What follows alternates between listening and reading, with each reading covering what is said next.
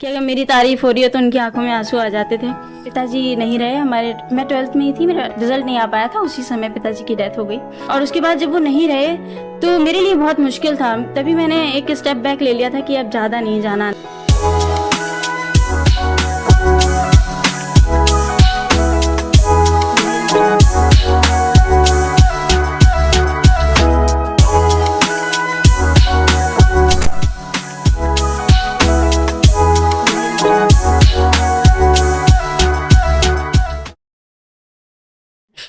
आज हमारी जो ऑडियंस है वो शहर की एक ऐसी हीरोइन से, एक ऐसे हीरो से मिलने जा रहे हैं जिन्होंने कविताओं के क्षेत्र में बहुत सारा काम किया है, बहुत सारी कविताएं लिखी हैं, बहुत अच्छे अच्छे मंचों पर गई हैं, सम्मानित हुई। स्वागत है स्मृति अग्निहोत्री का।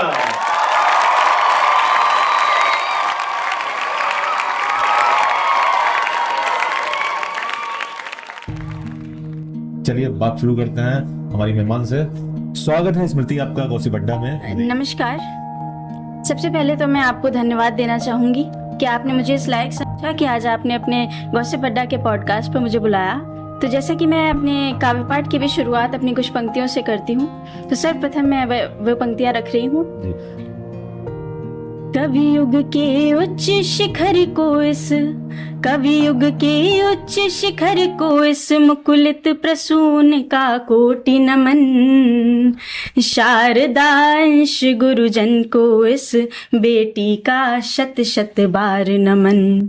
चाहूं आशीष यही गुरुजन, चाहूं आशीष यही गुरुजन, स्मृति की स्मृति बनी रहे, प्रतिवादी ना कोई ठहरे और सहिष्णुता भी बनी रहे। यह कलम असत्य लिखे न कभी, वाणी में सत्य प्रवाहित हो, यह हृदय कदापि छद्म ना हो, आचरण सदैव निरापद हो, आचरण सदैव निरापद हो। बहुत बढ़िया स्मृति, बहुत अलग तरह का अनूठा अपना परिचय दिया है स्मृति ने। और इसीलिए कहा जाता है कि कवि और जो कलाकार होते हैं वो सबसे अलग होते हैं और सबसे निराले होते हैं। स्मृति, शुरुआत कैसे हुई, मतलब कहाँ से पढ़ाई हुई और कैसे शुरुआत हुई? मेरे जीवन की शुरुआत तो माता पिता के साथ ही मैंने ज़्यादातर अपना समय बिताया है। और उसके बाद मैं सेंट एंथनी से मैंने 12th किया है। उसके बाद फिर मेरा प्लान था उसके 5 ईयर की इंटीग्रेटेड कोर्स LLB करने का, लेकिन वो नहीं हो पाया क्योंकि पिताजी नहीं रहे हमारे। मैं 12th में ही थी, मेरा रिजल्ट नहीं आ पाया था, उसी समय पिताजी की डेथ हो गई। फिर उसके बाद मैंने यहीं से BSc की और उसके बाद अब मैं लखनऊ विश्वविद्यालय से LLB कर रही हूँ 3 ईयर। और काव्य यात्रा की यदि बात की जाए तो शुरुआत से अगर मैं कहूँ तो सबसे पहले तो जैसे बच्चे छोटे होते हैं तो गायन की कला तो मेरे अंदर इनहेरेंट थी। मेरे पिताजी बहुत अच्छा गाते थे, माँ भी मेरी बहुत अच्छा गाती हैं, और मेरे भाई और मेरी बहन सभी मेरे घर में अच्छा गाते हैं। तो वो चलते ही रहता था कि घर पे कोई आया है तो बेटा गाना गा के सुनाओ, पोएम सुनाओ अंकल को।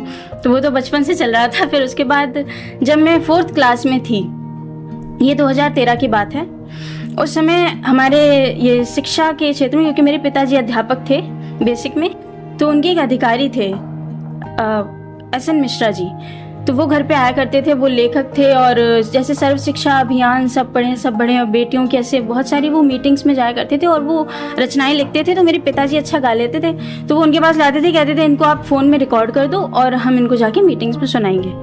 तो सर्दियों का समय था, हमसे कह दिया जाता था कि सब लोग शांति से बैठो, कोई शोर नहीं करना, अंकल जी कविता लिख के लाए हैं, पापा गाएंगे। तो मैं बैठी थी, तब मेरे दिमाग में आया, मम्मी से मैंने सवाल किया कि मम्मी ये जो कविताएं और ये गीत होते हैं इनको लिखता है कोई?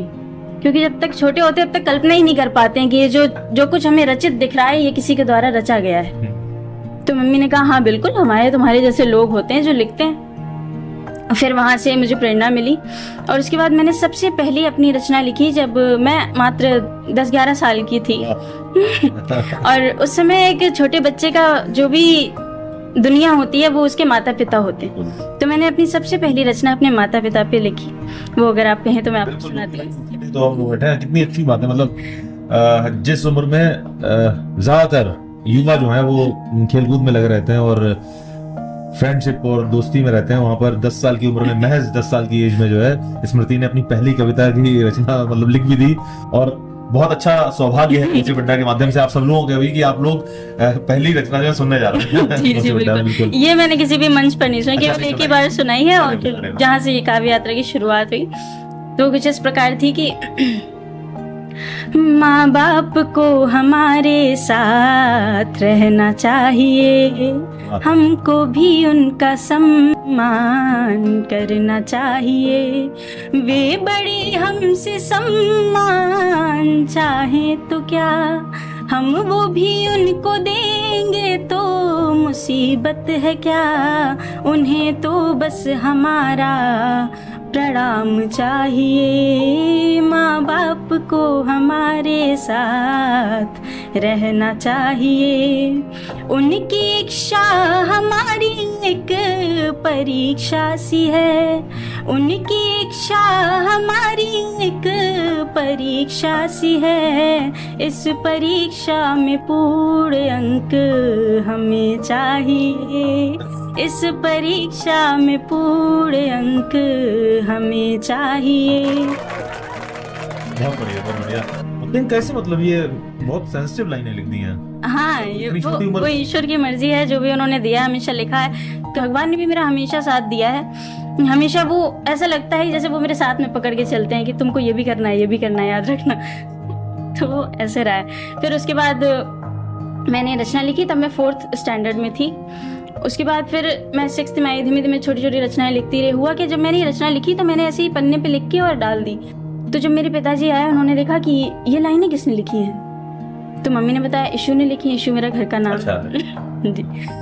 तो बोले कि अरे इसको संभाल के रखो, आज की तारीख डालो डायरी में और समय डालो तुमने किस समय लिखी है, तुम आगे चल के कविताएं लिखोगी। अच्छा, पापा ने पहले मतलब काम है वो। हाँ, तो बोले इसको ऐसे, जौहरी को जो पता चल जाता है कि हीरा जो कौन सा है। वही।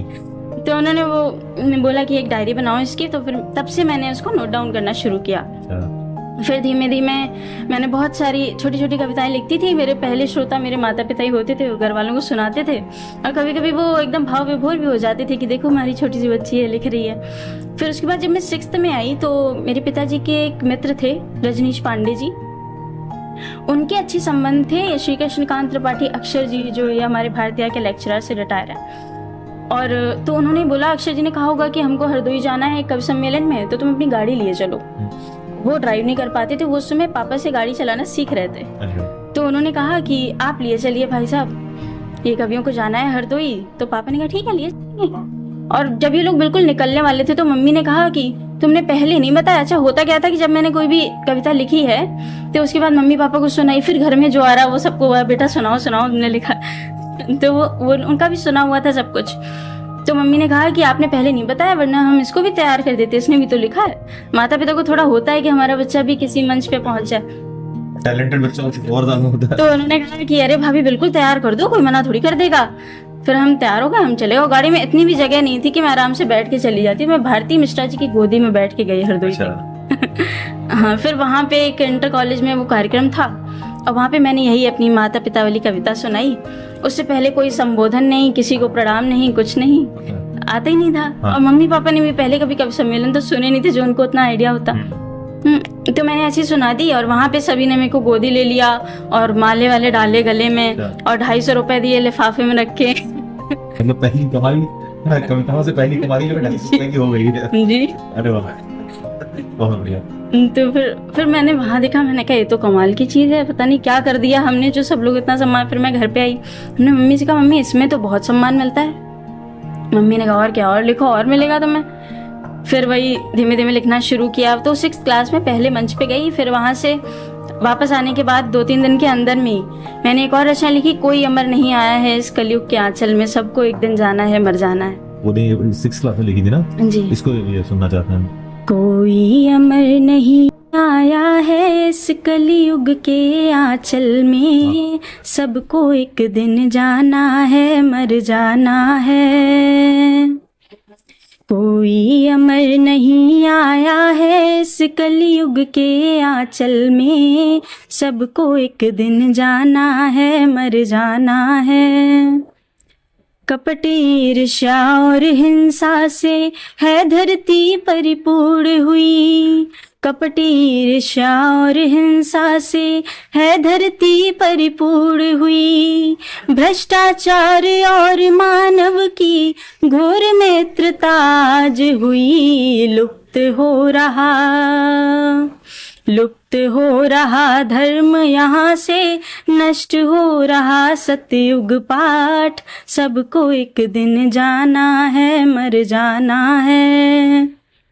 क्यों ये धरती अबलाओं की चीख पुकारे सुनती है, क्यों ये धरती अबलाओं की चीख पुकारे सुनती है। धन दौलत के लालच में पापों की संख्या बढ़ती है, इन पापों को यहीं छोड़ कर जाएंगे सब हाथ पसार, सबको एक दिन जाना है, मर जाना है। नहीं, लेकिन मतलब समझ में ये नहीं आ रहा है कि इतने अच्छे शब्द, जो शब्दों का चुनाव जो किया है लाइन में, और जितनी भी कविताएं अभी तक सुनाई हैं, तो इतनी छोटी उम्र में मतलब कैसे, क्या था, कैसे हो रहा था ये? वो वही था कि मुझे हमेशा से लिटरेचर से थोड़ा ज्यादा लगाव रहा है। 6th क्लास में? हाँ, हमेशा से ही। मतलब मेरी किताबें आती थी तो मैं सबसे पहले हिंदी और इंग्लिश ये सब भी पढ़ डालती थी, और सेकेंडली बचपन से पिताजी ने सिखाया, जैसे पापा रामायण पढ़ते थे, तो जब मैं बोल भी नहीं पाती थी सही से, मुझे पढ़ना नहीं आता था, तब भी मैं उसको गुनगुनाती थी बैठ के रामायण खोल के। तो मैंने शुरुआत से रामायण पढ़ी और आज दिन तक पढ़ती हूँ रोज पूजा करते समय। तो शायद ये उसी का प्रभाव है, ईश्वर प्रदत्त हैं चीजें, तो वही है। फिर उसके बाद सेकंड ये हो गई। हाँ, आगे बढ़ी। फिर उसके बाद सबसे पहला मंच मुझे मिला फर्रुखाबाद महोत्सव का। फर्रुखाबाद महोत्सव जी, 6th में ही थी तब। फिर उसके बाद धीमे धीमे सभी कार्यक्रमों में जाना हुआ, और उसके बाद कई विषयों पर। सब जो ये पटेल पार्क में जो होता था? हाँ, पटेल पार्क में जो होता था, वो रामकृष्ण राजपूत जी जो करवाया करते थे, बहुत शुरुआत। मेरी भी शुरुआत वहीं से हुई थी। अच्छा। हाँ, तो फिर बस वहाँ पे जाना, फिर धीरे धीरे सभी मंचों में, अभिव्यंजना के कई मंचों में, या अलग अलग संस्थाएं हैं तो सभी में जाना आना, युवा महोत्सव में जाना आना लगा रहा। फिर कई विषयों पर मैंने रचनाएं लिखी, जैसे कि कन्या भ्रूण हत्या, नारी शिक्षा, इन सभी। और ज़्यादातर मेरी प्रारंभिक रचनाएं जो हैं वो राष्ट्र के ऊपर रही हैं। मैंने लिखा कि एक वीर रस में रही हैं। जब एक सेना पर सैनिक शहीद हो जाता है तो उसकी अंतिम इच्छाएं क्या होती हैं, वो मैंने लिखने का प्रयास किया, और उसके बाद उसकी पत्नी को कैसा महसूस होता है, वो दर्द मैंने लिखा। जनवरी आ भी रही है अभी तो। जी बिल्कुल। तो मैं सबसे पहले आपको वो कविता सुनाती हूँ जो मैंने उसकी पत्नी का दर्द लिखा, कि जब वो नहीं रहता है, एक सैनिक खत्म हो जाता है, तो उसको, उसकी भार्या को कैसा लगता है। मृत जवां की वो भार्या कहे ईश से, मृत जवां की वो भार्या कहे ईश से, जन्म देकर जाएंगे एक बंधन की खातिर, हमें था रचा एक बंधन की खातिर, हमें था रचा, बिना साथी से संभल पाएंगे, मृत जवां की वो भार्या कहे ईश से, जिसने वारा है सब कुछ वतन पे, ना की कोई शिकायत चमन से, जिसने वारा है सब कुछ वतन पे, ना की कोई शिकायत चमन से, विस्मरण उसका यह राष्ट्र है कर रहा, विस्मरण उसका यह राष्ट्र है कर रहा, नाम मिटत खा गुजर जाएंगे, मृत जवां की वो भार्या कहे ईश से। वाह, भाव विभोर करने वाली कविता आपने लिखी है। अच्छा, ये विचार कैसे आता, मतलब जैसे भ्रूण हत्या के ऊपर, नारी सशक्तिकरण के ऊपर, फिर सैनिकों के ऊपर आपने लिख दी, तो कैसे विचार आता है कि मुझे इसके ऊपर लिखना है? कोई बताता है, सजेस्ट करता है? नहीं बताया तो कभी किसी ने नहीं, लेकिन ऐसा होता है कि जो आप समाज में देखते हो, या फिर कभी कभी अपने मन से ही, मेरे साथ ऐसा होता है कि अपने आप ही लाइनें आ जाती हैं। जैसे मैंने अभी रिसेंटली एक राम जी के ऊपर लिखी, तो जब मैं सुबह वॉक पे गई तब मेरे दिमाग में वो लाइन। अच्छा, ऐसा नहीं है कि मैं हर बार बैठी हूँ तभी कि पेन और कागज लेकर तभी मैंने लिखा है, ऐसा बिल्कुल भी नहीं है। वो भी इसलिए पूरा श्रेय केवल ईश्वर को देती हूँ और किसी को भी नहीं देती। सरस्वती माता जो है। जी बिल्कुल बिल्कुल। हाँ, फिर वही तो। और ये जो रचना अभी मैंने सुनाई, ये सब मेरी 8th तक की ही है, मतलब उससे पहले की है। हाँ, फिर ये सबसे बड़ी बात है, मतलब ये बहुत मतलब मुझे तो अद्भुत ये सुनकर लगता है कि 6th 7th और 5th क्लास की बच्ची, मतलब छोटे बच्चे होते हैं वो कहाँ, वो तो माता पिता के खेलना कूदना, माता पिता के साथ रहना, प्यार चाहिए उनको, है ना। और इतनी बड़ी बड़ी रचनाएं कर देना, ये बहुत बड़ी बात है, सच में बहुत अच्छा है। अच्छा, माता पिता का कितना योगदान रहा है? माता पिता का तो मैं कहूँगी पर्सन से भी ज्यादा सपोर्ट किया है उन्होंने। अगर पापा ने इतना सपोर्ट नहीं किया होता तो आज मैं आपके साथ यहाँ बैठी नहीं होती। दिल्ली में मेरा एक शूट हुआ था न्यूज़ 24 चैनल पे, वहाँ तब मैं केवल 10th में थी, 10th के बोर्ड से पहले। और कोई शायद माता पिता होते कहते कि नहीं पढ़ाई करो बैठ के, रिजल्ट खराब हो जाएगा, तो वो मुझे लेके जाते थे और गाड़ी से ले आते थे। मैं पीछे लेटी और आराम से सोती रहती, इतनी निश्चिंतता होती थी कि अरे पापा चला रहे, क्या मतलब है, अपन सोते हैं आराम से। और रात भर ड्राइव करके उन्होंने मुझे ले गए हैं। और कई बार ऐसा हुआ, लोगों ने फ़ोन किया कि आपकी बेटी क्या लेती है, कि कितने पैसों में आ जाएगी, बताइए कितना लेती है। तो पापा ने कहा कि आप इतने बड़े बड़े लोग जो कि डिग्री कॉलेजेस के प्रोफेसर्स हैं, कोई अधिकारी हैं, वो हमारी बच्ची को बैठ के सुन लेते हैं और उसके बाद उसके लिए ताली और बजाते हैं कि हाँ अच्छा बोला। तो इससे बड़ी बात और क्या हो सकती है, इससे बड़ा प्राइस तो कोई हो ही नहीं सकता है। और उन्होंने कभी भी मेरे लिए ये नहीं कहा कि हाँ इतने पैसे देना तब आएगी या कुछ भी। और ना आज तक मैं कहती हूँ मुझे कुछ नहीं चाहिए, कि कोई भी मुझे बुला रहा है तो मेरी कोई डिमांड नहीं है, आपकी श्रद्धा है, आप दे दें तो ठीक, नहीं दे दें तो ठीक। तो ऐसा है। और वो जब भी मैं मंचों पे काव्य पाठ करती थी तो अक्सर वो भाव विभोर हो जाते थे, रोने लगते थे। मैंने उन्हें बहुत बार नोटिस किया कि अगर मेरी तारीफ हो रही है तो उनकी आंखों में आंसू आ जाते थे। और उसके बाद जब वो नहीं रहे तो मेरे लिए बहुत मुश्किल था। तभी मैंने एक स्टेप बैक ले लिया था कि अब ज़्यादा नहीं जाना है। लेकिन कई जो हमारे जनपद के लोग हैं उन्होंने मुझे बहुत ज़्यादा कहा, मोटिवेट किया कि अरे ऐसे थोड़ी होता है, आओ कार्यक्रमों में और ये वो। फिर तब से शुरुआत हुई, बस फिर से कंटिन्यू कर दिया। तो बस यही है, मम्मी पापा का तो बहुत ज़्यादा ही योगदान रहा है। लोग तो कुछ जानते ही नहीं थे, जिस समय वो नहीं रहे कोविड के समय ऐसा लगता था कि आगे कैसे बढ़ेंगे, लेकिन ईश्वर ने सब संभाला है, तो बस वही है। अच्छा, फर्रुखाबाद में जो है ना कवि ज्यादातर बहुत सारे कवि हैं, बहुत सारे लोग लिखते हैं जी, बहुत सारे लोग मंचों पर भी आते हैं। तो क्या लगता है, क्या दिमाग में आता है कि किस दिशा की ओर, मतलब जो हमारा लेखन जो है फर्रुखाबाद के लेखन खास तौर से क्या दिख रहा है, क्या लग रहा है कि मतलब नाम के लिए है या सच में बहुत सारे लोगों के पास है वो ज्ञान? देखिए, ये महादेवी वर्मा जी की भूमि है। मैं तो ये कहूंगी कि फर्रुखाबाद जनपद में जितने रचनाकार हैं उससे ज्यादा आपको कहीं नहीं मिलेंगे। मैं भी गई हूँ जैसे लखनऊ वगैरह, कहीं इतने लोग नहीं लिखते हैं, लेकिन क्योंकि ये रचनाकारों की भूमि रही है, बेशक यहाँ पे बहुत सारे रचनाकार हैं।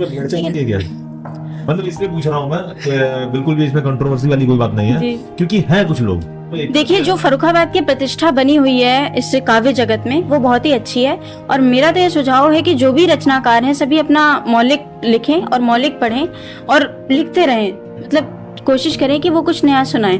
लेकिन ऐसा है कि कभी कभी कुछ लोग कर देते हैं, लेकिन बहुत से अन्य लोग हैं जो बहुत ही अच्छा कर रहे हैं, बहुत अच्छा लिख रहे हैं। तो वही है, भेड़ चाल है भी नहीं भी है, वो तो हर जगह ही होती है। भेड़ चाल हर जगह होती है। महादेवी वर्मा जी की जन्मस्थली है ना, और यहाँ पर लेखन का कार्य अंबर सर और अपने इंदु सर, इतने अच्छे अच्छे महान वरिष्ठ कवि जो हैं यहाँ पर हैं, तो उनको देखकर कहीं ना कहीं क्या ऐसा होता है कि प्रतिष्ठा मिलेगी? अगर हम लिखेंगे और मंचों पर जाके बोलेंगे किसी की भी कविताओं को, तो उससे प्रतिष्ठा बढ़ेगी, हमारी मान सम्मान बढ़ेगा। तो ये कहाँ तक सही लगता है? जी सही तो बिल्कुल भी नहीं है, लेकिन हाँ करते हैं कुछ लोग ऐसा।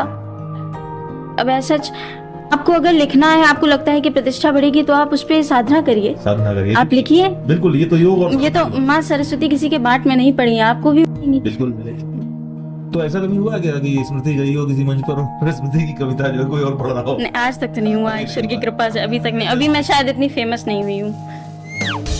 नहीं, या फिर इतना ज्यादा कठिन शब्द है उसमें अपनी रचनाओं में, शब्दों का जो चुनाव किया गया वो इतना अच्छा, इतना उच्च स्तरीय है कि जनता को उसकी कॉपी करना संभव कहा मतलब नहीं है। फिर हो सकता है कि यहाँ नहीं पढ़ते हो, कोई बाहर पढ़ लेता हो, कोई बात नहीं। मेरा तो ये कहना, देखिए कवि लिखता है दूसरों के लिए ही लिखता है, कोई बात नहीं, आप पढ़ लेंगे, पढ़ लीजिए, ईश्वर हमें और देंगे। हाँ, लेकिन ऐसा हाँ, आपके पॉइंट ऑफ व्यू से गलत है, आपको नहीं पढ़ना चाहिए। चलिए ठीक है, ये तो चलता रहेगा, चीजें कभी लिखता ही इसीलिए कि दूसरे लोग उसको यूज करें, लेकिन अपना नाम ना लगाएं उसमें। हाँ हाँ ये बिल्कुल, मैंने लिखा है। ये वही बात है, आपको एक बार कह देना चाहिए कि ये उनकी रचना हम पढ़े। जैसे हम लोग भी कभी कभी रेफरेंस देते हैं, और शिवम अंबर जी हो गए, हाँ, संतोष पांडे जी, उनकी पंक्तियों का, लेकिन हम नाम ले देते हैं। हाँ, रेफरेंस दे देते हैं पहले से ही होता है। कुछ भी टूटा फूटा लिख रहे हो आप, 1-2 साल बाद देखोगे तो आप उससे ऊपर ही पाओगे खुद को, उससे अच्छा ही लिख रहे होगे आप। लेकिन अगर आप दूसरों का पढ़ रहे हो तो आपका काव्य पाठ, आपका आप जो भी पढ़ना चाह रहे हैं वो दूसरों के ऊपर निर्भर कर जाता है। अब जैसा जैसे कि मेरी रचना अगर कोई पढ़ रहा है तो जैसा हम लिखेंगे वो वैसे ही तो पढ़ पाएगा, तो वो आपके कंट्रोल में नहीं रह गया, वो तो दूसरों के कंट्रोल में हो गया। अगर कोई अच्छा नहीं लिख रहा तो आप अच्छा नहीं पढ़ोगे, तो इससे बढ़िया आप खुद ही लिख लो। बिल्कुल, अपने आप लिख। कुछ विधि बता सकती हैं आप उन लोगों के लिए जो बेड़चाल पे चल रहे हैं और जो लोग लिख नहीं पाते हैं, तो कोई ऐसी विधि कि वो लिखना शुरू कैसे करें? एक्चुअली मुझे ये लगता है कि देखिए, कविता 2 तरह के लोग लिख सकते हैं। या तो जो बहुत ज़्यादा ज्ञान रखता हो अपने अंदर, जैसे कि हमारे शिवम अंबर जी हो गए, संतोष पांडे जी हो गए, ये इनके अंदर बहुत कुछ समाहित है, ये ज्ञान गंगा है। बिल्कुल बिल्कुल। तो या तो ऐसा कोई व्यक्ति लिख सकता है, या फिर मेरे जैसा लिख सकता है जिसको कुछ ना आता हो। अच्छा, आप खुद इमेजिन कर सकते हैं कि एक 4th और 6th क्लास की लड़की को क्या आता होगा, तो वही तो मैं तो उस श्रेणी में हूँ। नहीं, ये तो गॉड गिफ्ट हो गया। हाँ जी बिल्कुल। और लेकिन मैं इतना जरूर कहूंगी कि लिखते समय देखिए, वो कहा गया है ना कि जिसको जितना दर्द मिला होता है वो उतना अच्छा गाता है। तो ऐसे लेखन के भी क्षेत्र में आप जितने संवेदनशील हैं, आप जितना दूसरों की भावनाओं से जुड़ सकते हैं, आप उतना अच्छा लिखेंगे। अच्छा, अगर ये एक छोटा सा फॉर्मूला है जो कभी बनना चाहते हैं, लेखक बनना चाहते हैं, वो संवेदनहीन ना हो जाए और शायद कुछ नया लिख जाए, दूसरों का ना पढ़ना पड़े, है ना। तो ये बहुत अच्छा, देखिए पॉडकास्ट के माध्यम से आप तक एक मैसेज पहुंच रहा है, भाई सीख लो, सीख के लिख लो, कुछ नया सुना दो, आपका भी नाम हो जाएगा। जैसे ये कविताएं जो लिखती हैं, इसकी लय जो बनाई है वो सब लय आपने बनाई है किसी से, मतलब जैसे सॉन्ग्स होते हैं उससे? नहीं, ज्यादातर मैंने लय खुद बनाई है, और कुछ है 1-2, जैसे कि अब वही सारे गामा पा, वही सुर हैं, वही ताल हैं, तो कभी कभी ऐसा हो जाता है कि जैसे कोई हम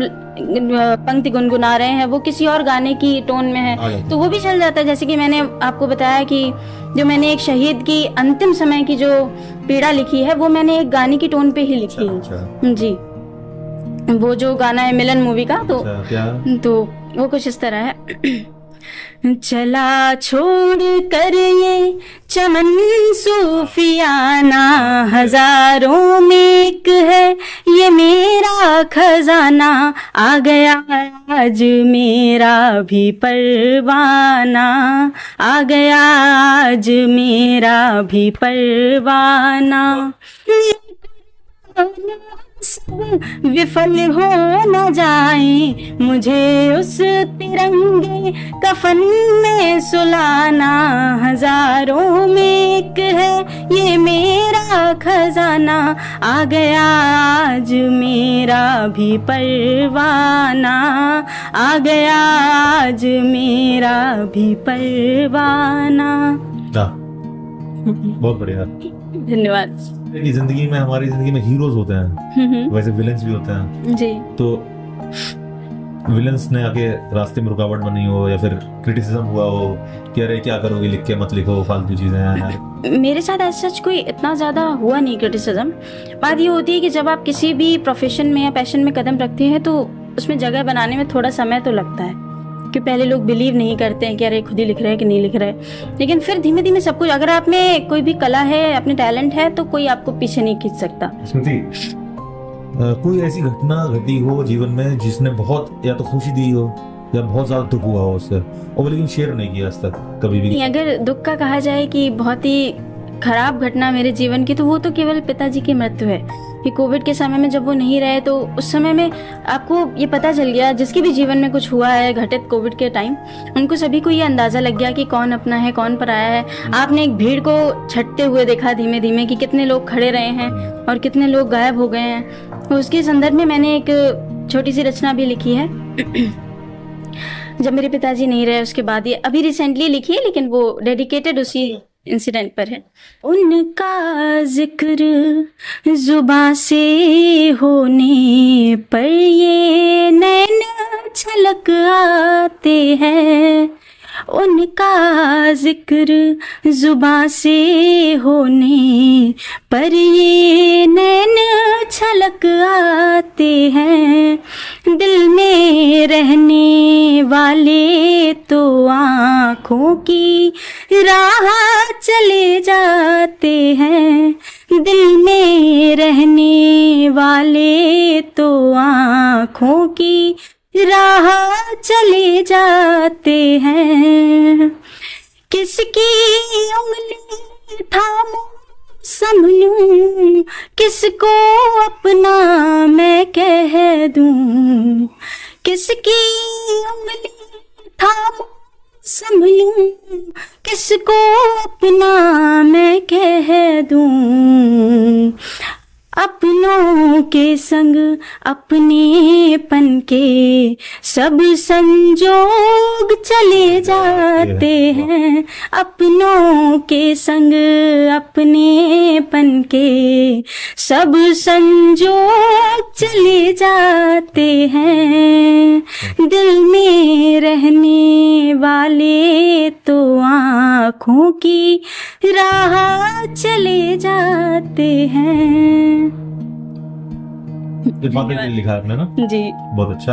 अच्छा, ये फादर की डेथ जो हुई थी वो कोविड की वजह से हुई थी? हाँ जी, चुनाव की जो ड्यूटी हुई थी उस समय में 2021 में, तो उसमें उनकी ड्यूटी लगाई गई थी। जैसे टीचर्स काफ़ी ख़त्म हो गए थे उस समय, हाँ, तो वो गए थे। उसके बाद फिर उनकी काउंटिंग में भी ड्यूटी लगी। हम लोगों ने मना करते रहे कि आप मत जाइए। भैया ने बहुत कहा कि पापा क्यों जा रहे हो, कुछ नहीं होगा जब इतना रिस्क है। और उनकी तबीयत नहीं सही थी, उनको बुखार था, 102 डिग्री बुखार था, और उन्होंने अपने अधिकारियों को एप्लीकेशन भी लिख के दी, वो माने नहीं। फिर उनको काउंटिंग में भी ड्यूटी में जाना पड़ा। फिर उसके बाद वो लौट के आए तो 1-2 दिन ही इलाज कर पाए हम लोग। ऑक्सीजन सिलेंडर वगैरह सब कुछ घर पे ही अरेंज किया, लेकिन फिर 8 मई को सुबह वो ख़त्म हो चुके थे। जी, हॉस्पिटल में या घर में? घर पे ही। हॉस्पिटल में तो उस समय कहीं पे जगह ही नहीं थी, यहाँ तक कि मेडिकल स्टोर्स के तक बाहर पेशेंट लेटे हुए थे और डॉक्टर्स उनका इलाज कर रहे थे। तो भैया ने सब कुछ उनका ट्रीटमेंट किया। डॉक्टर से फ़ोन पे पूछ के 2-3 डॉक्टर्स हमारे साथ ऐड थे कॉल पे, लेकिन वही है, ईश्वर को कुछ और ही मंजूर था। एक ऐसी क्रिया है जो होनी है, शादी होनी है जी। तो शादी के बाद क्या विचार है? क्या शादी के बाद ये सब लिखना जारी रहेगा या अकॉर्डिंग टू फैमिली, जिस फैमिली में जाओगी वहाँ पर जो माहौल होगा उससे साथ चलेंगे? जी बिल्कुल, लिखना जारी रहेगा, लेकिन इसका मतलब ये भी नहीं है कि कोई विद्रोह की इच्छा है कि अगर कोई मना कर रहा है तब भी मंचों पे जाना है। ऐसे कोई ज़बरदस्ती नहीं है, क्योंकि मैंने जैसा बोला, मैंने करियर के केस में इसको सेकेंडरी रखा है, तो मैं हम इसको सेकेंडरी ही रखती हूँ। अगर मैं कर पा रही हूँ तो अच्छी बात है, और वरना फिर ईश्वर है ना मेरे साथ में। फिर आप भी एक कलाकार, आपने ये चीज़ नोटिस करी होगी कि जब कभी कभार हम ऑडियंस को देखते हैं, कुछ लोग नहीं सुन रहे होते हमारी बात, लेकिन जो वो 4 सुन रहे होते हैं ना, उनके लिए बहुत अच्छा करने का मन करता है कि अब इनको तो पूरा संतुष्ट करके भेजेंगे। होता ही, हम लोग जो प्रेजेंट करते हैं वो उन लोगों के लिए होता है जो सुनते हैं। हाँ बिल्कुल, जो देख रहे होते हैं, जो सुन रहे होते हैं, उनके लिए बिल्कुल नहीं है। जो आए हुए हैं लेकिन वो टाइम पास अपना मोबाइल में लगे हैं, एक्चुअली वो गलती उनकी नहीं, उनको समझ नहीं है, उनको पता ही नहीं है कि उस चीज का महत्व क्या है, कि वो कहाँ पर बैठे हैं। आज जो समझते हैं मैं उन्हें बताती हूँ। बिल्कुल। चलो अभी थोड़ा सा रैपिड फायर करते हैं, फटाफट बिना सोचे जवाब देना है। ठीक है। स्मृति की आत्मा जो है वो एक वकील की है या कवि की है? कवि की। स्मृति को चाइनीज पसंद है, इंडियन फूड पसंद है? इंडियन। स्मृति जो है वो नास्तिक है, आस्तिक? आस्तिक। आस्तिक जी। स्मृति को जो है बाहर घूमना ज्यादा अच्छा लगता है, घर में रहना? घर में रहना। घर में रहना। जी। स्मृति पूरे इंडिया घूमना चाहती है या अब्रॉड में जाना चाहती है घूमने? इंडिया तक। इंडिया तक। जी। स्मृति को भाई ज्यादा प्यार करते हैं या बहन ज्यादा प्यार करती है? दोनों प्यार करते हैं। अंकित और धीरज 2 लोग हैं, कुछ पूछना चाहते हो? कुछ भी पूछ धीरज। मुझे वो महाराणा प्रताप जी वाला गाना जो, अच्छा, ये बड़ा, ये हाँ, वही सुनना है। तो आज महाराणा प्रताप जी की पुण्यतिथि भी है और 428वीं पुण्यतिथि है आज महाराणा प्रताप जी की। तो होमवर्क कर लिया मैंने थोड़ा बहुत अच्छा किया है। तो ठीक है, मैं आपके बीच में वही रचना रखती हूँ। रावल खुमार हम मीर वीर, रावल खुमार हम मीर वीर की याद पुनः दिलवाती हूँ। कुंभा सांगा और उदय सिंह का परचम फिर लहराती हूँ। कुंभा सांगा और उदय सिंह का परचम फिर लहराती हूँ। वह सिसोदिया का कुंवर नहीं, वह सिसोदिया का कुंवर नहीं, भारत माँ का बेटा था। रग रग में उसके रक्त नहीं, बस गंगा जल बहता था। रग रग में उसके रक्त व्यक्त नहीं, बस गंगा जल बहता था। जयवंत अंश की काका मैं व्यक्तित्व बताने आई हूँ, अब बहुत हुए नवगीत गजल इतिहास सुनाने आई हूँ, अब बहुत हुए नवगीत गजल इतिहास सुनाने आई हूँ। स्वाधीन जिया जीवन पर्यंत अनंत स्वाभिमानी था, स्वाधीन जिया जीवन पर्यंत अनंत स्वाभिमानी था। खाकर के शाद प्रताप सदा दिल शाद दिखा करता था, खाकर के शाद प्रताप सदा दिल शाद दिखा करता था।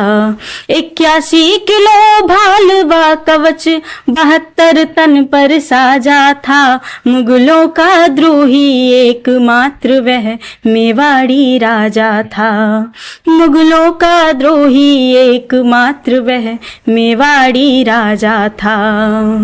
चेतक व नायक राणा का संघर्ष बताने आई हूँ, अब बहुत हुए नवगीत गजल इतिहास सुनाने आई हूँ।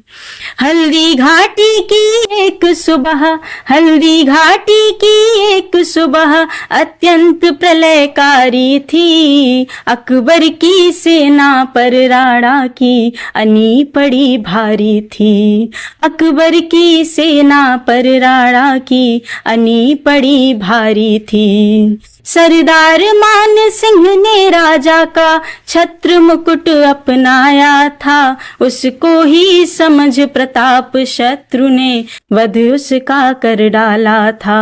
राणा हित झाला की कुर्बानी याद दिलाने आई हूँ, राणा हित झाला की कुर्बानी याद दिलाने आई हूँ, अब बहुत हुए नवगीत गजल इतिहास सुनाने आई हूँ। धन्यवाद। बहुत बढ़िया, बहुत अच्छा, मजा आ गया सुन के। और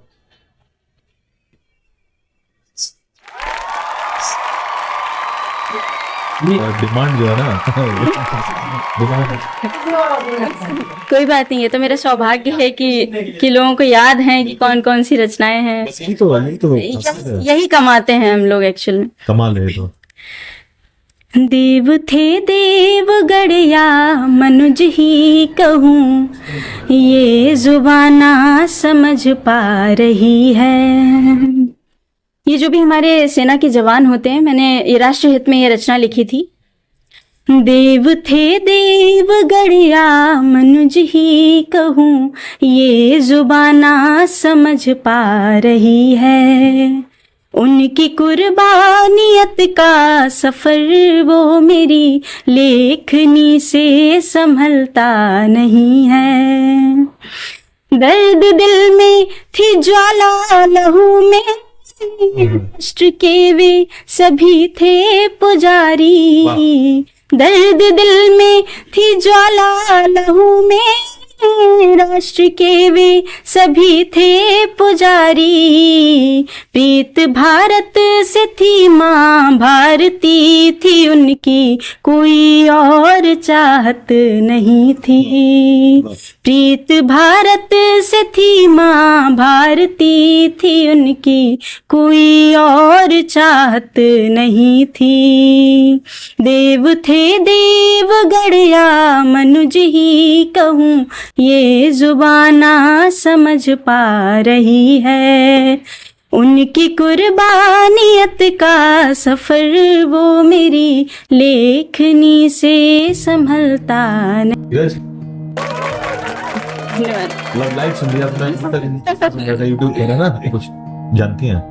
हाँ, मैं आपसे फर्रुखाबाद महोत्सव के समय मिली थी, आज से शायद 1 या 2 वर्ष, 1 साल ही पहले मिली थी। तब से आपने मुझे बुलाया था, तो मैं तो ये बहुत अप्रिशिएट, मैं आपके पीछे भी कहती हूँ कि अमित भैया बहुत अच्छा काम कर रहे हैं, कि आज के युवाओं को एक मार्गदर्शन दे रहे हैं कि वो कैसे आगे बढ़ें अभिनय के क्षेत्र में। तो मैं आपको बहुत बहुत साधुवाद देती हूँ, आप वाकई में बहुत अच्छा काम करें, और मैं ईश्वर से प्रार्थना करती हूँ कि नक्श थिएटर बहुत आगे बढ़े। और मैं आपको बहुत बहुत साधुवाद देना चाहूँगी कि आप इतना अच्छा ये इनिशिएटिव लेकर आए हमारे जनपद फर्रुखाबाद में, जहाँ पर अभिनय के क्षेत्र में कोई भी फैसिलिटीज़ नहीं थी। अगर कोई अपना करियर बनाना चाह रहा है, एक्टिंग सीखना चाह रहा है, तो उनके पास कोई भी रास्ता नहीं था। आप ये इतना अच्छा मार्गदर्शन कर रहे हैं हमारे युवाओं का, इसलिए आपको बहुत बहुत साधुवाद। गॉसिप अड्डा मतलब कैसा लग रहा है आपको, ये प्लेटफॉर्म यहाँ पर आकर कैसा लगा, और क्या सुधार हो सकता है? जी मुझे बहुत अच्छा लगा। धीमे धीमे सब चीज़ें इम्प्रूव होती हैं, तो जैसे जैसे अब काम आगे बढ़ेगा थोड़ी, अब वही है कि अभी अपनी छोटी सी जगह है, थोड़े दिन बाद और बड़े लेवल पे हो जाएगा, लेकिन बहुत ही अच्छा है।